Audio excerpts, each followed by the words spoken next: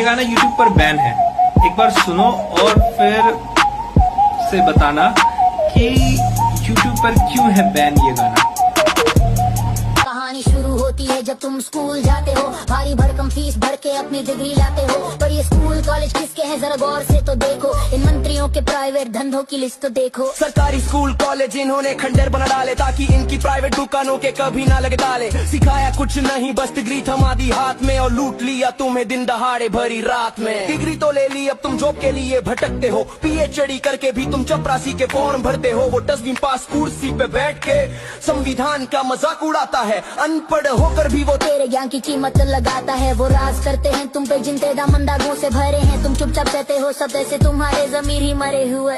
तुझे नौकरी चाहिए तो कैरेक्टर सर्टिफिकेट दिखाना, एक छोटा सा पुलिस केस हुआ तो अपना करियर भूल जाना। पर संसद की सीढ़ियों पे नियम सारे झुक जाते हैं, जितने ज्यादा केस उतने बड़े पद वहाँ मिल जाते। बिना केस वाला नेता ढूंढना जैसे रेगिस्तान में पानी, ये लोकतंत्र की नहीं ये लुटेरों की है असली कहानी। आम आदमी पे लाठी और अपराधियों पे फूलों की बारिश। तुम सोते रहो यही तो उनकी साजिश है। बलात्कार को बस आंकड़ा बना के फाइल में दबा देते हैं। संसद में बैठे लोग मुद्दों को मजहब से लड़ा देते हैं। यहाँ बेटी की चीख से ज्यादा उसके कपड़ों का डिस्कशन है, और बलात्कारी के पीछे खड़ा ये पूरा सिस्टम और एडमिनिस्ट्रेशन है। स्कैम दर स्कैम, भ्रष्टाचार का ये गहरा समंदर है। बाहर से सफेद कुर्ता है पर काला साया अंदर है। सरकारी अस्पताल जाओ तो आत्मा कांप जाती है, वहाँ दवा से पहले मौत दरवाजे पे आती है। न बेड है न डॉक्टर न साफ कोई कोना है, गरीब के नसीब में बस घुट कर रोते हुए मरना है।